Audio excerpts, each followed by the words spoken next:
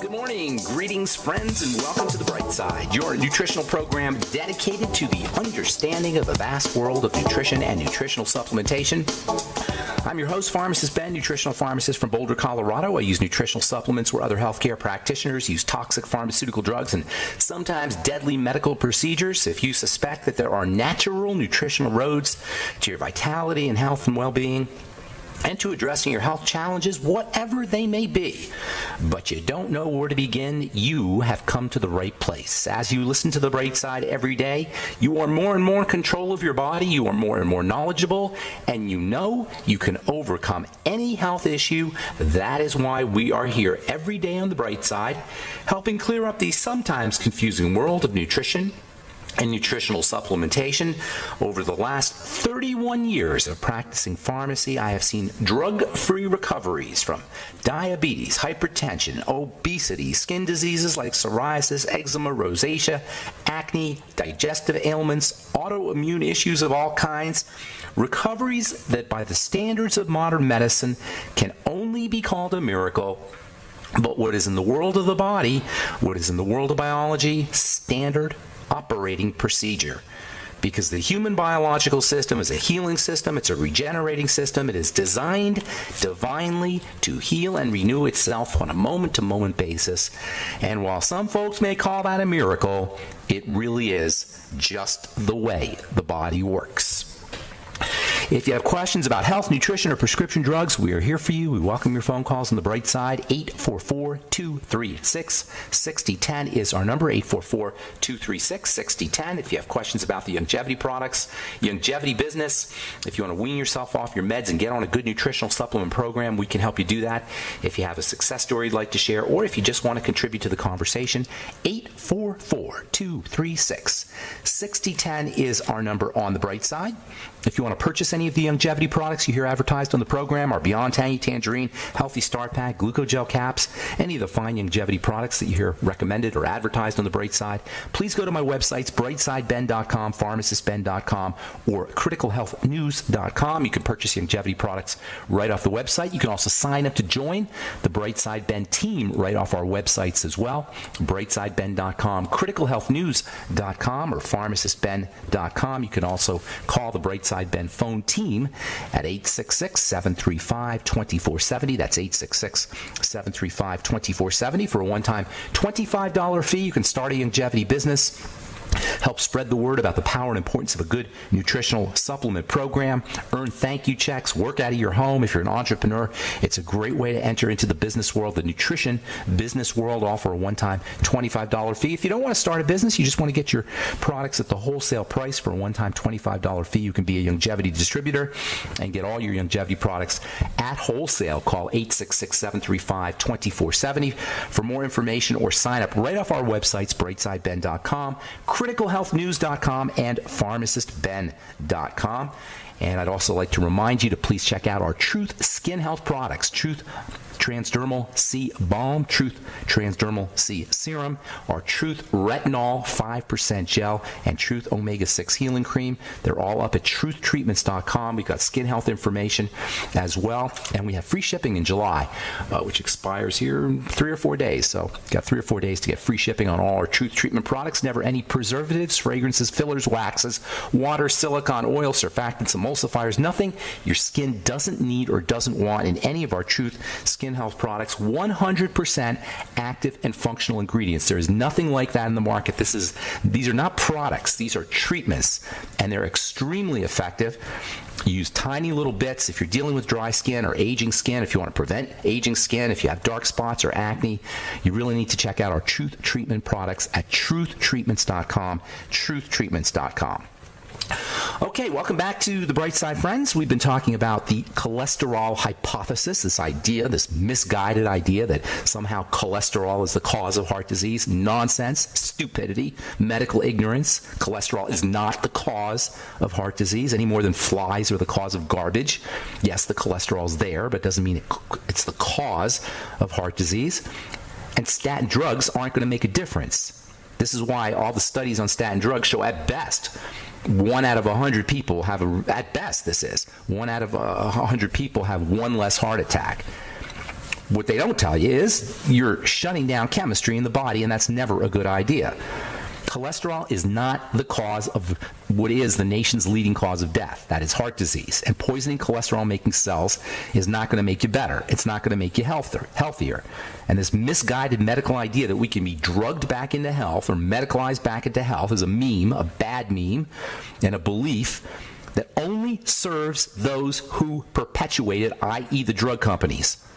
And this is why we have so many cholesterol-lowering drugs and so many doctors and so many specialists and so many diagnostics and so many devices, and we are sicker than ever before.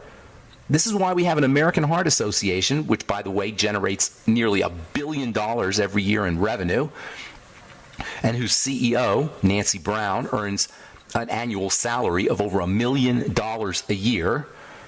This is why we have an American Heart Association that has presided over a heart epidemic that, under its watch, has become the leading cause of death in the United States, with 1 out of 2 people expected to die from a heart attack or a stroke. So what's the real cause of heart disease? It's the same as the real cause of any disease. All diseases are the same in terms of their causes. It makes no sense to believe that you have just a specific cause of heart disease that doesn't affect anything else, i.e. cholesterol.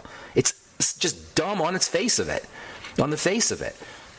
Diseases are all caused by the same thing, an excessive and out of balance stress response. Not the stress response in general, but an out of balance stress response. And this manifests as inflammation, which is the calling card of the immune system. And folks, that is it.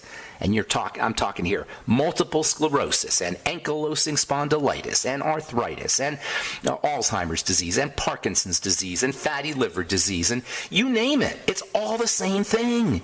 It doesn't matter where the disease is occurring. It matters that we're in dis-ease states. We're out of ease.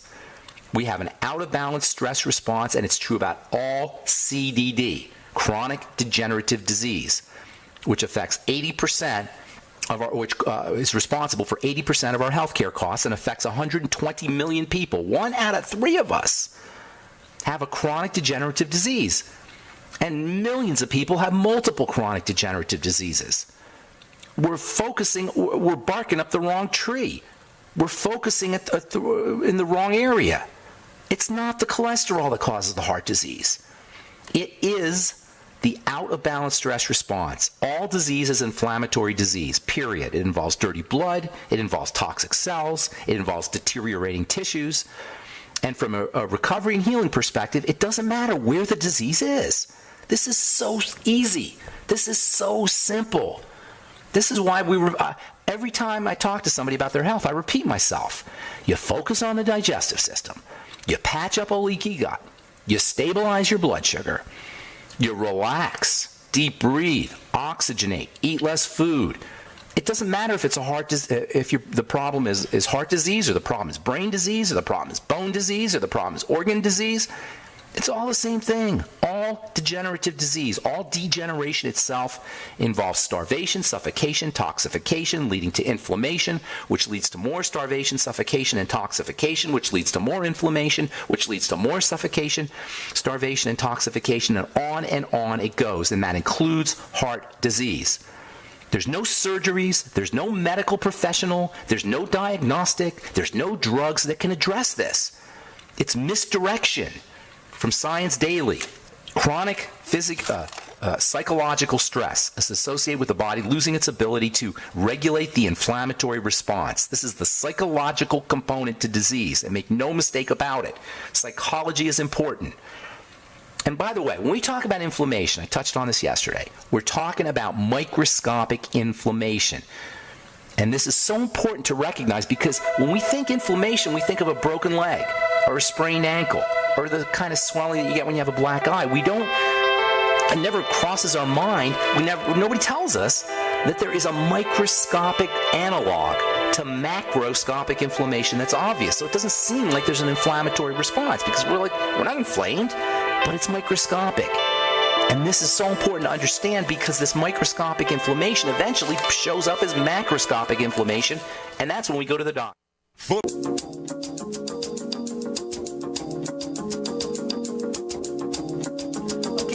back on the bright side. Pharmacist Ben here. Our number 844-236-6010. That's 844-236-6010. If you have questions about the longevity products, longevity business, if you're dealing with heart disease, you have a loved one dealing with heart disease, if you're on a statin drug and you want to wean yourself off your statin drugs, you don't need to worry about weaning yourself off your statin drugs if you take care of your heart using nutritional supplementation and dietary strategies and the generic anti-inflammatory and anti-stress strategies we all have to do. You don't have to concern yourself about weaning yourself off a statin drug. It's not like it's doing much of a difference anyway. And do you know 60% of people quit their statin drugs because of side effects and toxicity? Doctors hate when you quit taking your drugs, and patients, and we learned this in pharmacy school, that, quote, compliance, unquote, is the biggest problem when it comes to prescription drugs, because most of us don't want to take our prescription drugs because we don't feel better when we're on them. That's your clue that to tell you that you're interacting with a poisonous substance. If you don't feel good when you take your beta blocker, your calcium channel blocker, your statin drug, your antihypertensive drug, that's a sign, folks. That's a sign. That's something your body doesn't want to have. This is why people are non-compliant with their drugs, because there's an intuitive sense that these things are not good for us, and they're not good for us. Try chewing your statin drug. See what it tastes like. Your body will be so repulsed it's going to be hard not to throw up. Try chewing it, tasting every little molecule. All right, 844-236-6010 is our number. Got lines open for you. We'll get your calls in our next segment. Lowering cholesterol is not going to help you when it comes to heart disease because it's not a cholesterol problem. But reducing inflammation, now you're talking.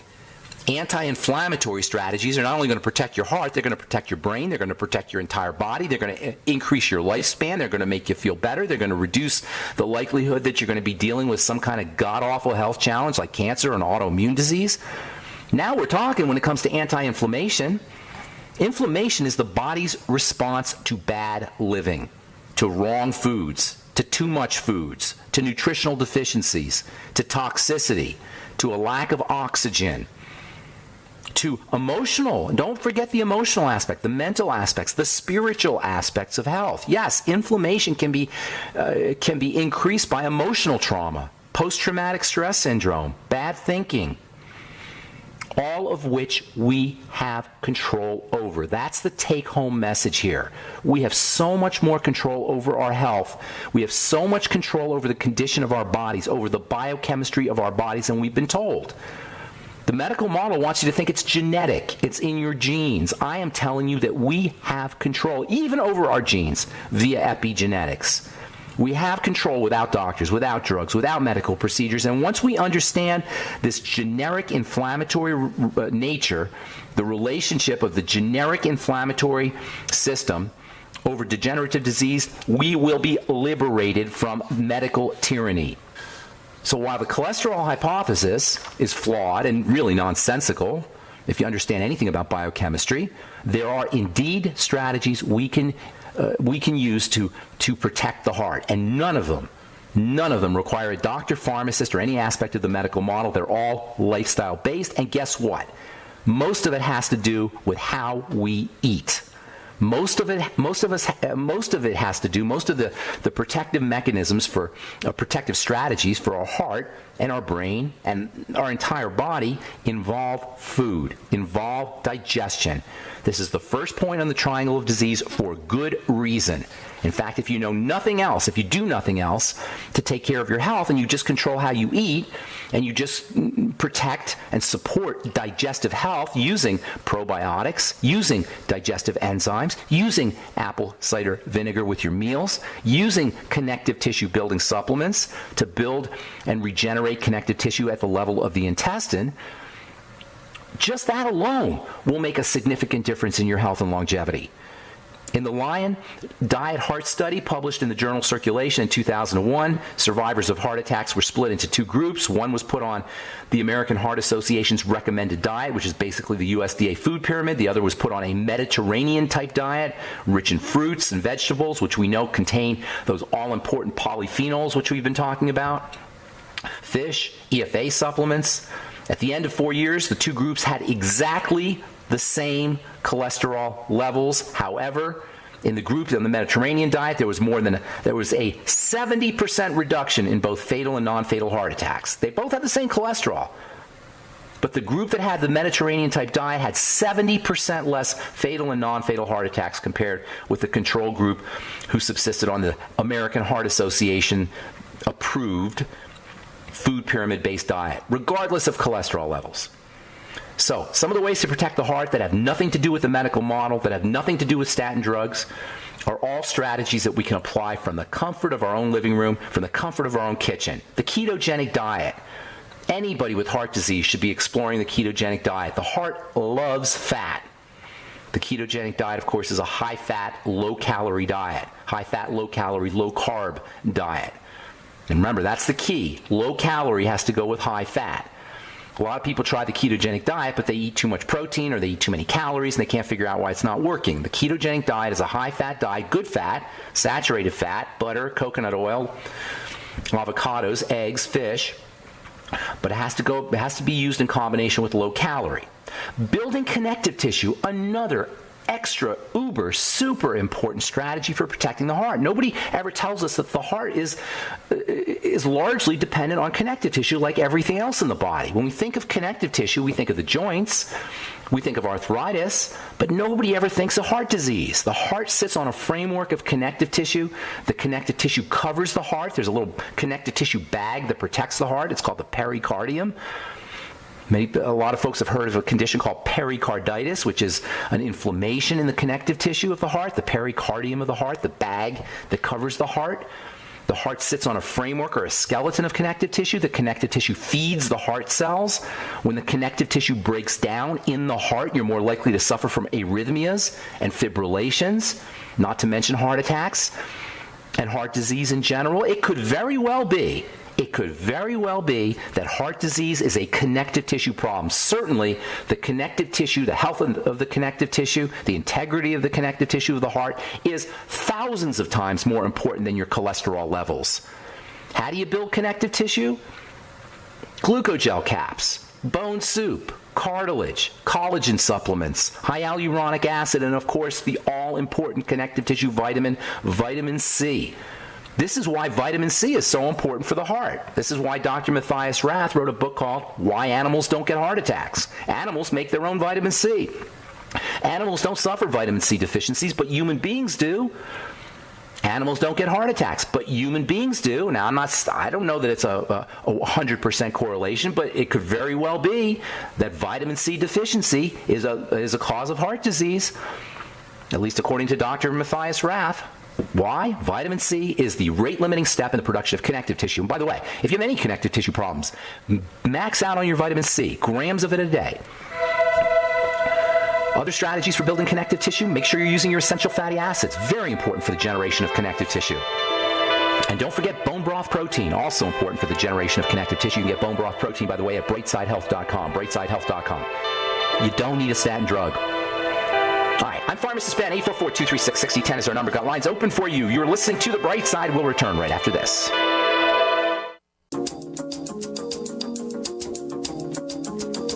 right, we're back on The Bright Side. I am Pharmacist Ben. 844-236-6010 is our number. 844-236-6010. Got lines open for you. We'll get your calls here momentarily. 844-236-6010 is our number. If you're dealing with heart disease, if you're on a statin drug, if you know somebody who's had a heart attack, if you want to prevent cardiovascular health issues, we can help you. Or if you have any health challenges, we can help you. 844-236-6010 is our number. If you want to purchase any of the longevity products you hear advertised or recommended on The Bright Side, please call 866-735-2470. That's 866-735-2470. You can sign up to join the Bright Side Ben team, or you can just purchase products at 866-735-2470, or you can sign up right off our websites, brightsideben.com, pharmacistben.com, and criticalhealthnews.com. Shout out to Pete in Austin. Pete, the FedEx driver. Talked to Pete yesterday. Told him I'd say hello on the air. Hope you're having a good morning there, Pete, in Austin, Texas. 844-236-6010 is our number. We'll get your calls here momentarily. This is from the journal Brain Plasticity. Can a single exercise session benefit your brain? Yes, indeed it can. Even a single bout of physical activity can have significant positive effects on mind and mood and cognitive functions, according to the study that was published in the journal Brain Plasticity. There is no way to overestimate the critical nature of putting some stress on the body, of doing some kind of intense workout. But you know what? You don't need to have a lot of it. Just a touch. Just 5 minutes a day can make a significant difference in your physical well-being as well as in your mental health. Just walking up the stairs briskly. Walking up the stairs briskly with a backpack on, walking around the block briskly. And by the way, when you're trying to exercise, you've got to make the body uncomfortable. A lot of folks say, well, I just take walks in the park. That's not exercise. Exercise requires a certain level of intensity that makes the body uncomfortable. And in fact, if you're dealing with neuropathies or you're dealing with some kind of connective tissue problem or arthritis, it becomes even more important to exercise. Connective tissue is generated by movement. Connective tissue grows when we move. So stretching, exercise, yoga, these are all wonderful ways not just to build connective tissue, but also they can be important for mental health and brain health. Along those same lines, researchers at Goethe University in Frankfurt, writing in the medical journal Translational Psychiatry, have found that physical exercise can prevent dementia. Physical exercise is beneficial for the prevention of cognitive impairment in old age. And this is not just one study. Numerous studies have shown this. And now they know exactly how it's done. It turns out that when you exercise, areas in the brain that are responsible for cognition have an increase. They increase nerve cells. The growth of nerve cells increases. Of course, Alzheimer's disease and dementia are resulted to a loss of nerve cells. Well, the opposite occurs when you exercise, when you put some stress on the body. If you know anybody who's dealing with dementia, if you, God forbid, are dealing with dementia issues or you want to prevent dementia, intense exercise 2 or 3 days a week, 3 or 4 days a week, and stretching every day, yoga every day. Doing something physical every day can be one of the best health strategies. Again, no doctors required, no medical intervention required. From University of UT Southwestern Medical Center, this was published in the journal Cell Metabolism. Eating at the wrong time affects body weight. It turns out that when we eat during the day, during daytime hours, we tend to gain less weight than when we eat at night. A great health strategy is to stop eating at 4 o'clock in the afternoon. A great health strategy is to limit your eating to, say, 11 o'clock or 10 o'clock in the morning to 4 o'clock in the afternoon. The hours when you're not eating, between 4 in the afternoon and 11 o'clock the next day, your body will be generating ketones. You'll be ketogenic. It's a great way to, if you're doing the ketogenic diet, it's a great way to make sure that you're generating enough ketones, is to give yourself a food holiday or a food break between the hours of 4 in the afternoon and 11 o'clock the next day. Skip breakfast. I've often said breakfast is the most important meal to skip. Skipping breakfast is a great health strategy. You'll be generating ketones, and many people know that if they eat breakfast, especially the standard American breakfast of bacon and eggs and toast and danishes and orange juice and Pop-Tarts, that you feel tired at 10 or 11 o'clock. There's a good reason for that. Your blood sugar drops. That's why you need coffee at 10 or 11 o'clock. That's why we had to take a coffee break. So skipping breakfast is a great health strategy, and making sure you're only eating during the daytime is a great way to limit the amount of, or to reduce the amount of weight that you put on in response to your food. Okay, 844-236-6010 is our number. You're listening to The Bright Side on the Genesis Communication Network. Time to hit the phones, and we do have lines open for you at 844-236-6010. Let's go to Idaho and welcome Wesley to The Bright Side. Good morning, my friend Wes. How you doing, buddy? Hello, pharmacist Ben. Reading a 500-page book, The Untold Story of Milk by MIT graduate Ron Schmidt. She's also a naturopathic doctor. Here's a new word I found in this book. Bacteria sapiens. Bacteriosapiens. Conscious bacteria? Bacteria sapiens. I guess the word was coined by Mark McAfee, a dairy founder. Okay. Since the book is about milk, of course. And in 1929, as late as 1929, the Mayo Foundation said raw milk cures many diseases.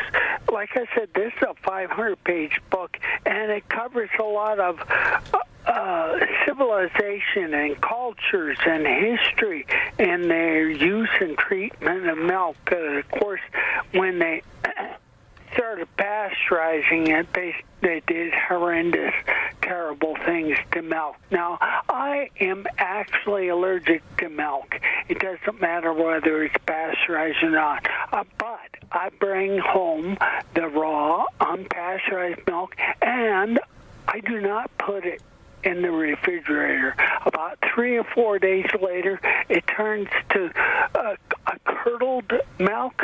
It has curds and wheys, little Miss Muffet, and I have no problem digesting it. Now, the taste changes a little bit.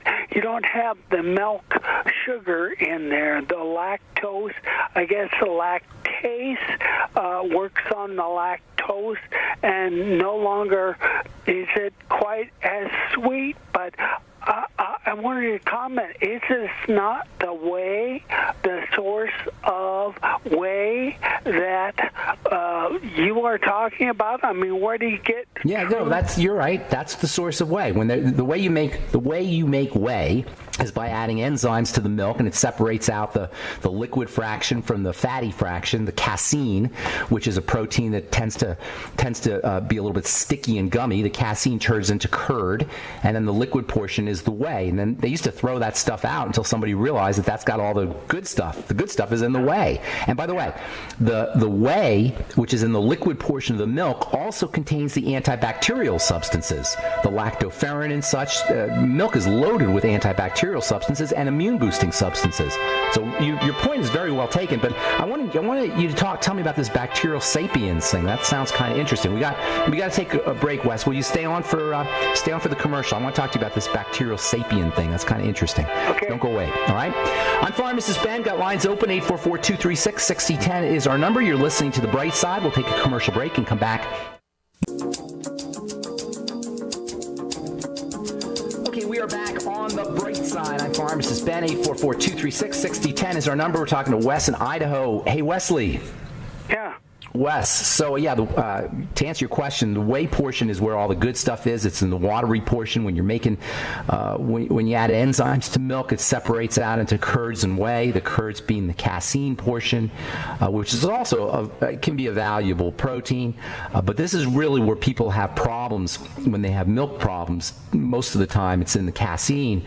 The whey portion, the watery portion, that's where the good stuff is. Not just the whey, but also the immune boosters. And whey itself is different from whey protein. The whey is the watery portion, but when you extract out the protein, you get what's called whey protein. And this is the most important, or at least one of the most important anabolic that is building proteins that there are. I remember when I first heard about whey almost 25 years ago, I started selling it. Nobody really heard about whey protein. And people come to my pharmacy, and I have bags of whey set up for them, a whey protein that is set up for them. It was all the rage for a while. Whey protein was. It still is considered the most valuable protein for athletes and for bodybuilders, although I have to say egg protein is also very important. But if you're interested in building muscle, building connective tissue, there's really no better protein, although there are some that are as good. There are no better proteins than whey protein. You can find whey protein in our Keto FX, Longevity Keto FX protein, as well as the Slender FX protein. Now, I wanted to talk to you about this bacterial sapiens thing, Wes. Can you tell me a little bit about that? I never heard that term. Sapiens, by the way, means consciousness or awareness, as in Homo sapiens. Homo sapien is man who is aware, man who is conscious. But what's a bacterial sapiens, do you know? Well, this was in the foreword of the book.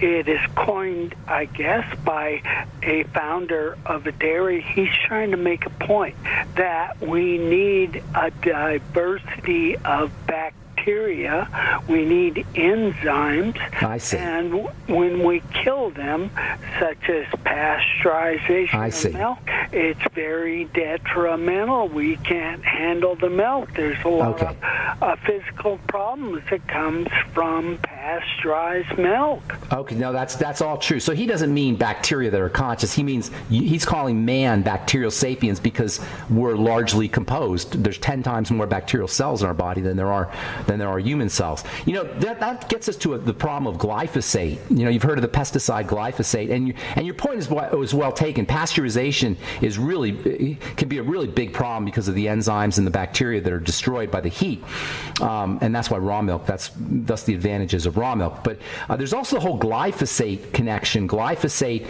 is bactericidal, and it also kills bacteria in the gut. And I would not be surprised if we find out that our epidemic of Crohn's disease, celiac disease, and digestive illnesses at least is partially related to the fact that glyphosate is everywhere, even in organic vegetation, because glyphosate is water soluble. Glyphosate is a very interesting toxin and pesticide because glyphosate is water soluble, unlike other toxins which tend to be fat soluble, which means glyphosate goes into the water supply, which means glyphosate is in all our water, which means glyphosate is in the rain, which means when it rains on your organic crops, there's a good chance that it's got glyphosate in, that the glyphosate in the rain is going to affect the organic crops. Glyphosate can kill bacteria in the gut, and this can definitely be related to digestive health issues. And we're just in a world of hurt, and there's no way you can avoid that. But what you can do is you can make sure that you're on a probiotic supplement like the Nightly Essence from Longevity. You can make sure that you're eating fermented foods which contain good bacteria. You can make sure that you're eating fiber, lots of fiber. In fact, I consider doing a fiber beverage every day to be just as important as getting on a nutritional supplement program. Fiber not only cleans out your bowels, fiber is not only important for detoxifying estrogen, but fiber also acts as a source of nutrition for good bacteria. It's called a prebiotic. You can use something called inulin supplements, INULIN, which acts as a prebiotic. And you can also use, make sure that you're getting enough vegetation, vegetables, beets especially, which are high in nitrogen, and also spinach and watercress. These are very high nitrogen compounds, and bacteria love nitrogen. So making sure that you're getting your nitrates and your nitrogen is another very important strategy for protecting those bacteria. Thanks so much for your call, Wes. I appreciate it. Got to move on. And I hope you have a good day. Let's see. Let's go to Carl, the Truth Raider. What's up, Truth Raider? Good morning. Good morning, Ben. Well, we have limited time here on the bright side this morning, so I got you a couple more minutes than usual. What's on your mind? Okay, no problem. Okay, that's great. There is on YouTube. I don't know if it's inspired by your show or not, but it's a YouTube channel called Brightside. I don't know if you ever heard of that or not. It's called Brightside. They have a variety from A to Z of all kinds of particular topics that help the human condition, both mentally and both physical, and riddles, and they have certain challenges and certain things you can do to test your skills and ability, your eyesight. A lot of little, I forget how you categorize it, like battery of all kinds of physical type of coordination tests that you can do, stuff that's very interesting, and health tips and certain things that you didn't know about in life, things that are bright. And it's called Brightside. Maybe it's inspired by our very own pharmacist Ben. All right. I'm not sure that's the case, but maybe it is. So how do you get to it? You just search for Brightside on YouTube? Yep. Do that, and you find all kinds of things that really entertain the mind and do things to sharpen your cognitive skills and things that'll blow your mind, things you never would think about before. But I think it's a great mental exercise to help you along with your physical improvement, physical health. So I love it. I love this whole idea that we can work mentally to improve our physical state of well-being, because we're always focused on nutrition and food, and rightly so, because all of these play a major role in the health of the body, obviously, how you eat, how you breathe, exercise. But mental health strategies are so important. Emotional health strategies are important. Spiritual health strategies are important. And, I say periodically, I call it SMEP, spiritual, mental, emotional, physical. Health is multi-dimensional. It's not just physical. And I'm guilty of recommending physical strategies and physical tips and using nutritional supplements. I'm guilty of just focusing on the physical aspects of health. But every once in a while, I think it's important to recognize that how we think, how we feel, and our relationship to spirituality, whatever that is, non-religious, just our relationship to spirituality plays a very, very important role in how healthy or not healthy we are. Health, the word health means whole, as in wholeness. Wholeness and health go together. Spirituality is about our connection to the universe. It's about our connection to spirit, connection to God, if you like, connection to all. And it's not airy-fairy. Physics calls it unified field theory. And this idea that we're all connected and we're all one and we need to be reconnected back to whatever you want to call reality is a very important part of health. Okay. Disease is separation.